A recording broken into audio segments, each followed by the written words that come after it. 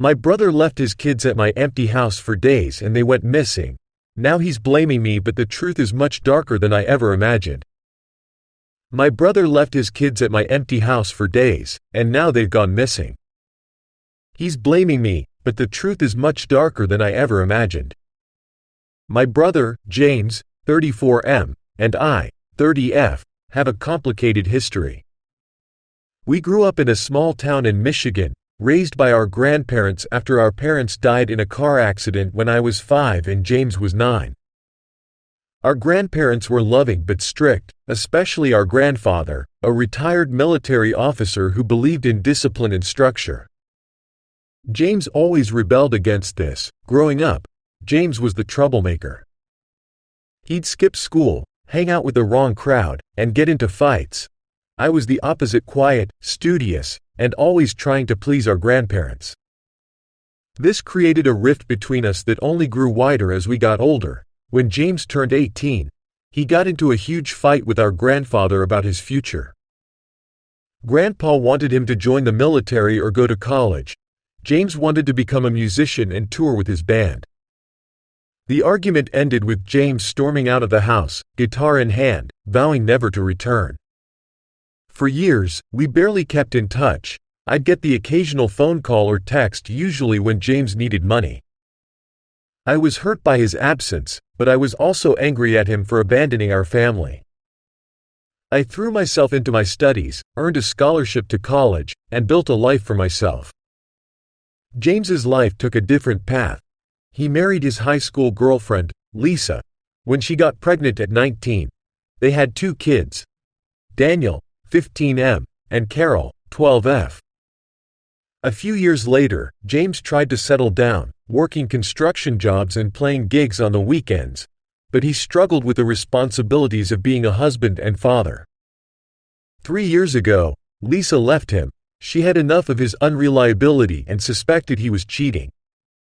She moved to California with her new boyfriend, leaving the kids with James. Suddenly, James was a single dad with no idea how to handle it. Since then, I've tried to help when I can. I'd take the kids for weekends or help with school supplies, but James often pushed me away, saying he didn't need my charity. I think he's embarrassed about how his life turned out compared to mine. I have a good job as a software developer, a nice house, and a stable relationship. James, on the other hand, is still struggling to make ends meet. Last week, I went on a camping trip with my boyfriend, Mark. We've been together for 2 years, and this was our first real vacation together. We went to a remote campsite in northern Michigan, completely off the grid, for 5 days. No cell service, no internet, just us and nature. It was beautiful and peaceful, a much-needed break from our busy lives. When we got back to civilization yesterday, my phone exploded with notifications, missed calls, angry texts, and voicemails, all from James. My heart sank as I listened to the messages, each one more frantic than the last. I called James back immediately, confused and worried. He picked up on the first ring and started yelling before I could even say hello. "Where the hell have you been?" He shouted. "Where are Carol and Daniel? How could you be so irresponsible?" I was completely lost. "James, slow down. What are you talking about? I just got back from my camping trip." "What's going on with Carol and Daniel?" James's voice was a mix of anger and panic. "I dropped them off at your house 4 days ago. You were supposed to watch them while I dealt with some personal business. How could you just leave them?" My mind was reeling. I had no idea what he was talking about. "James, I never agreed to watch the kids. I've been away for 5 days. I didn't get any messages from you about childcare. I texted you," James insisted. "I told you I needed you to watch them for a few days. You always say you want to help, so I thought you'd be fine with it." I checked my phone again, scrolling through my messages. There was nothing from James about watching the kids. "James, I don't have any messages from you about this. When exactly did you drop them off?" There was a pause on the other end of the line. When James spoke again, his voice was quieter, almost sheepish. "I didn't actually see you when I dropped them off. I was in a hurry. I told them to ring the doorbell and wait for you to let them in." A chill ran down my spine. "James, are you saying you left your children alone outside my house without making sure I was home or that they got inside safely?" "I had to leave quickly," James said defensively. "I thought you'd be home. You're always home." I took a deep breath, trying to stay calm. "James, the kids are missing now because you didn't make sure they were safe." "This isn't my fault. We need to call the police," I said. "No." James's voice was sharp. "We can't involve the police. I'm in some legal trouble. And if the cops start poking around, it could make things worse." I pressed him for more information about this legal trouble, but he wouldn't give me any details. He just kept insisting it was my fault for not being home and not checking my messages. "James," I said firmly, "I didn't receive any messages. You should have confirmed I was available before leaving your kids. This is on you, not me." James's voice broke. I know, I messed up, but please, Sarah, help me find them. They're just kids, they must be so scared." Despite my anger at James's irresponsibility, my heart ached for Carol and Daniel. They were innocent in all of this. "Okay, James, have you checked with any of your friends or Lisa's family?" "Lisa's family won't talk to me," James admitted, "and I don't really have friends I can trust with this." "I was hoping maybe they went to one of your friends' houses." I promised James I'd start calling around. After we hung up, I sat on my couch, trying to process everything. How could James have been so careless? And what kind of trouble was he in that he couldn't go to the police about his missing children? I started calling our mutual friends and family members. Our grandfather had passed away 5 years ago, hadn't heard from the kids. None of my friends had seen them either. With each call that led nowhere, my worry grew. Mark, my boyfriend, sat beside me, rubbing my back as I made call after call. "Maybe we should call the police," he suggested gently. "I know James doesn't want to, but these are kids we're talking about." I nodded, torn between respecting James's wishes and doing what I felt was right. "I know, I'm just worried about what kind of trouble James is in. What if calling the police makes things worse for Carol and Daniel?" As the night wore on with no news, I couldn't shake the image of Carol and Daniel standing outside my empty house, confused and afraid. They were smart kids, but they were still too young to be on their own for days. Carol was shy and anxious, always clinging to her big brother. Daniel was more outgoing but had a temper like James's. I worried about how they were coping. I'm sick with worry about Carol and Daniel. They're out there somewhere, possibly scared and hungry. I'm furious with James for being so irresponsible and then trying to blame me. But mostly, I'm scared for those kids. I don't know what to do next. Should I call the police despite James's wishes? How can I find these kids? Am I partly responsible for not being there when they needed me? Update 1. It's been 3 days since my last post, and so much has happened. First, I want to thank everyone for your advice and support. Many of you urged me to call the police regardless of James's wishes, and after a sleepless night, I realized you were right. The morning after my last post, I called the police and reported Carol and Daniel missing.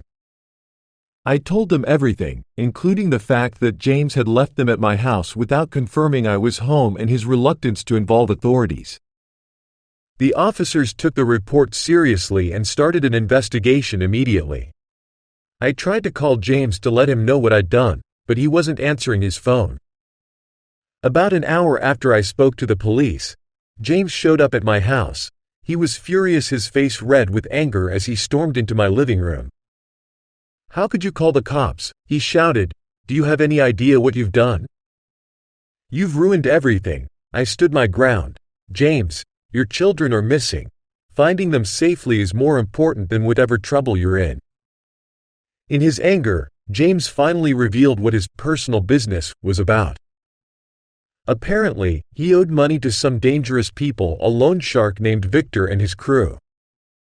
James had borrowed money to pay off gambling debts, and then borrowed even more, trying to win enough to pay it all back. He'd gone to try and negotiate more time to pay, afraid that if he didn't show up, they'd come looking for him or worse, go after Carol and Daniel. I was shocked. I knew James had made some bad decisions in the past, but I never imagined he'd get mixed up with loan sharks. "James," I said, my voice shaking, "how could you put your children at risk like this? They should be your top priority." James's anger crumbled, and he sank onto my couch, his head in his hands. "I know," he said, his voice breaking. "I've messed up so badly, Sarah. I was just trying to give them a better life, you know? I thought if I could win big, I could finally provide for them the way they deserve." I sat next to him, torn between sympathy for my brother and anger at his recklessness. "Gambling isn't the way to do that. James, Carol, and Daniel need stability and love more than they need money." Before we could talk more, there was a knock at the door. 2 police officers had come to question us further about the kids' disappearance. They were especially interested in James's connections to these dangerous people. James was reluctant at first, but I squeezed his hand and reminded him that finding Carol and Daniel was what mattered most. He nodded and started talking, telling the officers everything about his debts and the people he owed. The next 2 days were a blur of police interviews, searches, and anxious waiting.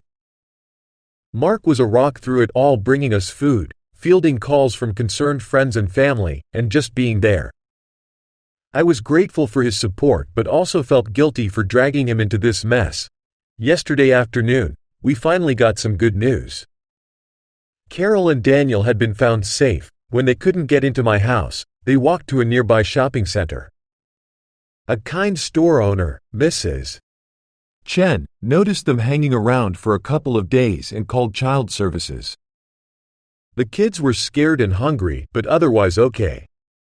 They told the police they thought I was just not answering the door and were too afraid to go home because their dad had told them to stay with me no matter what.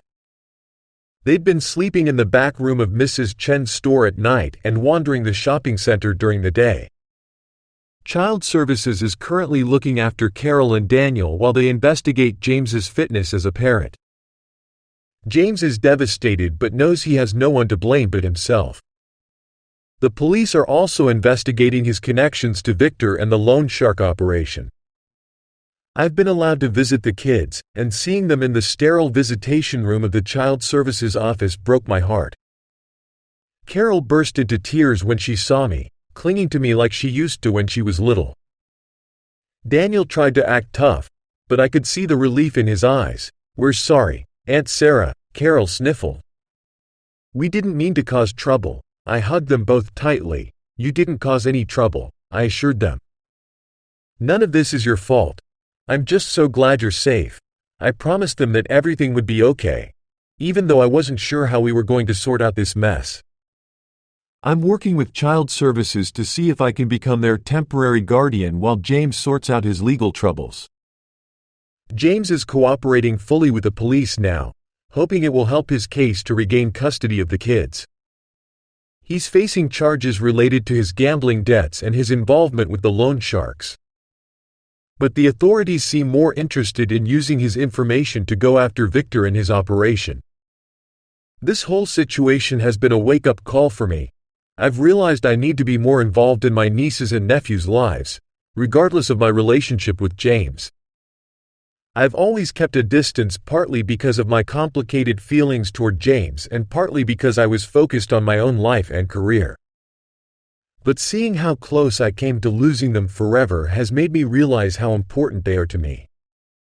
I'm determined to be there for Carol and Daniel from now on, whatever that might mean. The next few weeks were a whirlwind of court hearings, family meetings, and difficult decisions. Child Services ultimately granted me temporary guardianship of Carol and Daniel while James's situation was sorted out.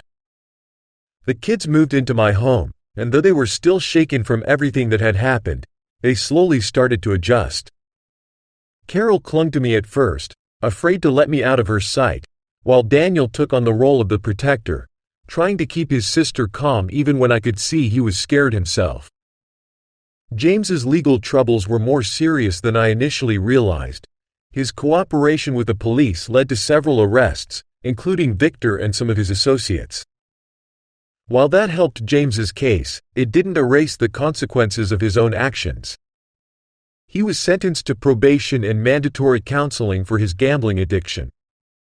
The court also mandated that he complete a parenting program before he could even consider regaining custody of Carol and Daniel. In the months that followed, our lives found a new normal. I was determined to give Carol and Daniel the stability they deserved. We set up routines: homework, family dinners, game nights, and weekend outings. Slowly but surely, the kids began to feel more at home. Carol's anxiety lessened, and she started smiling more, while Daniel opened up about his worries and began to trust me as a parental figure. Mark was amazing throughout all of this. He became a steady presence in their lives, and the bond he formed with the kids made me realize just how much of a family we were becoming. James, for his part, took his situation seriously. He attended his counseling sessions, stayed out of trouble, and focused on rebuilding his relationship with his kids. We talked often, and although I still had a lot of anger and resentment toward him, I could see that he was trying to change. We worked on repairing our own relationship too, understanding that we were both doing our best given our difficult upbringing. Eventually, the court revisited James's case. The judge acknowledged the progress he had made but determined that it wasn't in Carol and Daniel's best interest to return to him full-time, at least not yet. The court granted me full legal custody, with supervised visitation rights for James. He was disappointed but accepted the decision, recognizing that the kids needed stability more than anything else. Over time, Carol and Daniel grew more confident and happier. They still missed their dad, but they understood that he was working to be a better parent. As for me, I learned how to balance being both an aunt and a guardian. It wasn't easy, but the love I felt for them made every challenge worth it. I realized that family isn't just about blood, it's about being there when it matters most. Looking back on everything that happened, I know I made the right choice in stepping up. Carol and Daniel needed someone who would put them first, and I was ready to be that person. My relationship with James is still complicated, but we're rebuilding it, one step at a time. Most importantly, I know that the kids are safe, loved, and finally have the stability they deserve. And as we move forward, I'm determined to keep it that way no matter what the future holds.